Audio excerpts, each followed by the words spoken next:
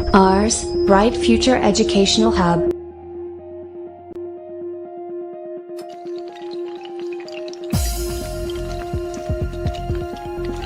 Your success is our priority. Subscribe and like for save your time for Meet Us. Question है प्रश्नावली 1.1 का question number 4 NCERT का question है। Euclid विभाजन परिमेयिका का प्रयोग करके दर्शाइए कि किसी धनात्मक पूर्णांक, यूक्लिड विभाजन परिमेयिका आपको पता ही है, a = bq + r का प्रयोग करके दिखाना है किसी धनात्मक पूर्णांक का वर्ग, कोई भी धनात्मक पूर्णांक का वर्ग, कोई भी धनात्मक पूर्णांक मतलब 1 2 3 4 5 6 किसी भी पूर्णांक का वर्ग है, वो क्या होता है, m के लिए 3m या 3m + 1 के रूप में होता है। ठीक है, m के लिए किसी पूर्णांक m के लिए 3m या 3m + 1 के रूप में होता है। इसका मतलब क्या होता है कि अगर से यहाँ पे कोई पूर्णांक रखा जाए, कोई पूर्णांक m होता है तो 3m या 3m + 1 के रूप में ही होता है। ठीक है, तो अब हम यहाँ पे इसे कैसे प्रूफ करेंगे, हम मान लेते हैं कि माना कोई धन पूर्णांक,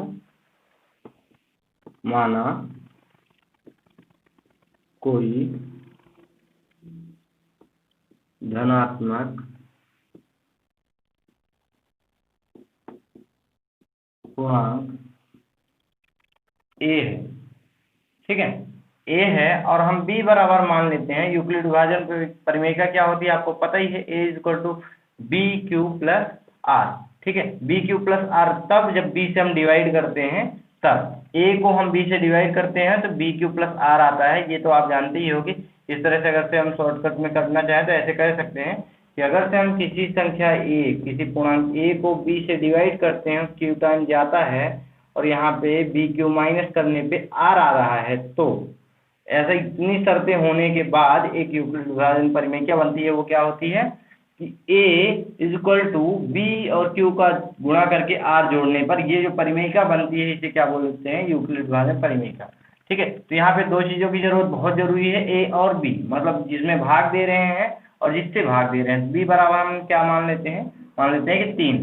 ठीक है, अभी इस हिसाब से अगर से 3 से भाग देंगे 1 में तो कुछ टाइम्स जाएगा। जैसे अगर से हम 3 से भाग दें a में तो यहाँ पे ये कुछ टाइम जाएगा, मान लेते हैं q बार जाता है, तो यहाँ पे 3q माइनस करने पे r आता है। ठीक, तो यहाँ पे यूक्लिड विभाजन परिमेयिका क्या हो जाएगी, यूक्लिड विभाजन परिमेयिका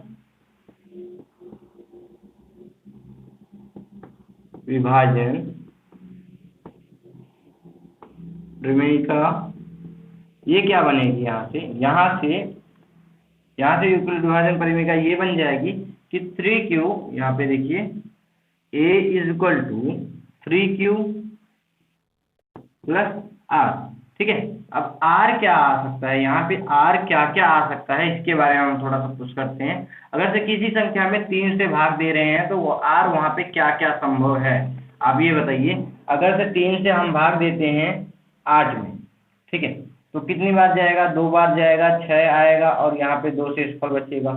ठीक है, क्या ऐसी स्थिति हो सकती है कि हम यहाँ से 3 यहाँ से भाग दे दें इसमें कि 2 बार ना भाग दें, एक ही बार भाग दें, 3 एकदम 3 और यहाँ पे 5 शेषफल बच जाए, क्या ये संभव है, ऐसा हो सकता है? क्योंकि हम भाग तब देते हैं, जब भाग देते हैं तो वहाँ पे ये ध्यान देते हैं कि इतनी बार जाए कि शेषफल जो आएगा वो 3 से छोटा होगा।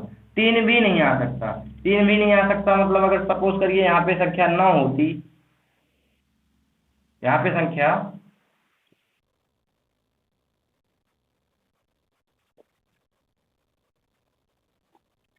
सपोज करिए यहाँ पे संख्या 9 होती और हम यहाँ पे 2 बार डिवाइड करते, 3 6, 3 शेषफल आता, क्या ये भाग सही है? नहीं। क्यों? क्योंकि हम ये जानते हैं कि जो शेषफल आएगा वो क्या होगा, 3 से हमेशा छोटा होगा, 3 के बराबर नहीं होगा, 3 से ज्यादा नहीं हो सकता। अगर से ऐसा हो रहा है तो भाग आप गलत दे रहे हैं। तो जब हम भाग किए 3 से q में, तो जो r आ सकता है वो क्या होगा, या तो 3 से छोटा होगा या तो 3 से छोटा होगा, 3 के बराबर या 3 से बड़ा नहीं हो सकता। तो r बराबर क्या हो सकता है, r बराबर या तो 1 आ सकता है, 1 शेषफल बच सकता है, या तो 2 बच सकता है, या तो कुछ नहीं बचे, लेकिन 3 नहीं बच सकता। मतलब शेषफल कितना संभव है, तो यहाँ पे r बराबर क्या क्या संभव है, a = 3q + 0 या ए is equal to 3q plus 1, क्योंकि a is equal to 3q plus 2। यही तीन स्थितियां संभव हैं। ये तीन यूक्लिड विभाजन परिमिका हमने रखा और वहां पे देखा कि यहाँ पे या तो शेषफल 0 आए, या तो शेषफल 1 आए, या तो शेषफल 2 आए, चौथी कोई स्थिति यहाँ पे संभव नहीं है। ठीक है, तो अब हमने देखा कि ये किसके रूप में हो गया, ए या तो ऐसा लिखा जा सकता है, ए या तो ऐसा लिखा जा सकता है, ए या तो ऐसा लिखा जा सकता है। मतलब ए के तीन मान कौन कौन से हो सकते हैं, ए बराबर 3q प्लस 0 हो सकता है, या ए बराबर 3q प्लस 1 हो सकता है, या a बराबर 3q प्लस 2 हो सकता है। ये पूरा सिस्टम करने से अच्छा आप यहाँ पे भी समझ सकते हो कि a जो हमने पूर्णांक माना था, क्योंकि 3 से डिवाइड कर रहे हैं, इसलिए या तो 3q प्लस 0 आएगा, या तो शेषफल 1 आएगा, या तो शेषफल 2 आएगा, क्योंकि यूक्लिड विभाजन परिमिका यही कहती है। ठीक है, कि शेषफल r होता है, और r जब हम a से डिवाइड मतलब 3 से डिवाइड कर रहे हैं तो उस टाइम पे शेषफल 0, 1 या 2 हो सकता है। ये तीनों स्थितियां संभव है, लेकिन हमें प्रूफ क्या करना है, हमें प्रूफ करना है कि हमारा जो पूर्णांक का वर्ग होगा, इसका तीन स्थितियों में जो पूर्णांक का वर्ग होगा वो क्या होगा, 3m या 3m प्लस 1 के रूप में ही होगा। ठीक है, दूसरा कुछ नहीं। तो हम यहाँ पे ट्राई करते हैं, जैसे इसको अब इसका हम स्क्वायर करें, क्योंकि इसका स्क्वायर ही पूछा, तो इसका स्क्वायर किस रूप में होगा, 3q का भी स्क्वायर हो जाएगा। अब यहाँ पे देखिए a स्क्वायर, 3q का स्क्वायर मतलब 3 का स्क्वायर और q का स्क्वायर, और a स्क्वायर मतलब क्या होगा, 3 इंटू q स्क्वायर। यहाँ पे अगर से हम इस पूरे को यम बोले यहाँ पे, क्योंकि ये पूर्णांक ही होगा, q पूर्णांक था ना, पूरा एक बार जाएगा। यहाँ पे जो भाग देते हैं हम, जो यहाँ पे भाग देते हैं, q पूर्णांक होता है, तो ये पूरा पूर्णांक है, तो यहाँ पे हम कह सकते हैं कि 3m। ठीक है, अगर से हमने 3q स्क्वायर को यम माना तो 3m बोल सकते हैं। ठीक है, ये देखिए 3m के रूप में है कि नहीं, ये 3m के रूप में, ऐसे ही यहीं पे समझ लो कि 3 इंटू m, कुछ भी हो m पूर्णांक है कि नहीं, पूर्णांक है बस। ठीक है, और यहाँ पे देखिए अब इसका वर्ग किया जाता है अगर से, तो a square plus 3q plus 1 का स्क्वायर। ठीक है, a square is equal to, यहाँ पे a प्लस b का होल स्क्वायर लग जाएगा, यहाँ पे होगा a स्क्वायर मतलब 3q का square plus 2ab plus b square मतलब 1 का स्क्वायर।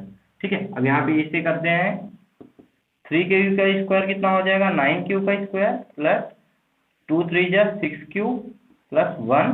अब यहाँ पे देखिए 3 कॉमन है, a square is equal to 3 common ले लेने पर ये हो जाएगा 3q square plus 2q plus 1। ये देखिए अगर से हम इस पूरे को यम बोले, यम क्यों बोल रहे हैं, क्योंकि यम इसने कहा यम कोई पूर्णांक हो सकता है, ऊपर क्वेश्चन में ही दिया था कि किसी पूर्णांक यम के लिए कोई पूर्णांक यम हो तो ये पूर्णांक ही है, क्योंकि ये देखिए ये गिनती से गिनती में गुणा करके फिर इस गिनती से इस गिनती में गुणा करके अगर से जोड़ दिया जाए तो जो आएगा पूर्णांक ही होगा। ये यम अगर से इसको यहाँ यम बोला जाए तो हमारा ये क्या है, a square is equal to 3m plus 1। देखते हैं यहाँ पे a स्क्वायर प्लस इसका a प्लस बी का होल स्क्वायर हो जाएगा, a प्लस बी का होल स्क्वायर होता है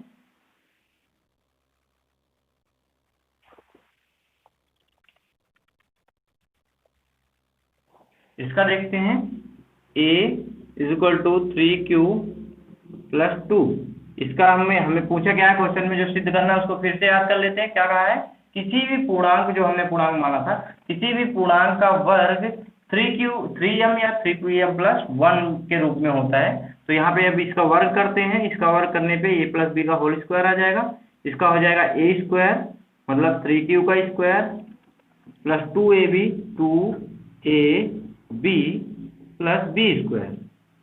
अब इसे सॉल्व करते हैं, यहाँ पे ये हो जाएगा 9q स्क्वायर प्लस 2 3 जा 6 2 जा 12q प्लस 4। इसे हम लिख सकते हैं a square is equal to 9q square plus यहाँ पे देखिए 12q प्लस इसे कितना लिख सकते हैं, 3 प्लस 1 लिख सकते हैं। ठीक, अभी इस पूरे में से आप देखिए 3 कॉमन हो सकता है, तो a square is equal to 3 common ले लेते हैं, यहाँ से 3 कॉमन लेंगे तो कितना आएगा 3q स्क्वायर प्लस यहाँ पे 4Q प्लस 1 प्लस 1, क्योंकि इसी में से कॉमन लिया था तो ये 1 अकेला ही बचा। तो ये देखिए आप, ये 3m प्लस 1 आ रहा है कि नहीं। तो यहाँ से ये सिद्ध हुआ कि या तो a स्क्वायर करने पर, किसी भी धनात्मक पूर्णांक का वर्ग करने पर या तो 3m आएगा जैसे पहली स्थिति में आया था, या तो 3m प्लस 1 के रूप में आएगा। मतलब या तो इस रूप में आएगा, ये नहीं आएगा, लेकिन या तो इस रूप में आएगा या तो इस रूप में आएगा। तीसरा रूप नहीं हो सकता क्योंकि r बराबर आज 2 से ज्यादा हो ही नहीं सकता। r बराबर देखिए 1 0 रखा हमने, उस टाइम पे 3m का रूप आ रहा था। 1 रखा तो हमने 3m प्लस 1 का रूप आ रहा था। 2 रखा तो 3m प्लस 1 का रूप आ रहा था। अब हम 3 रख नहीं सकते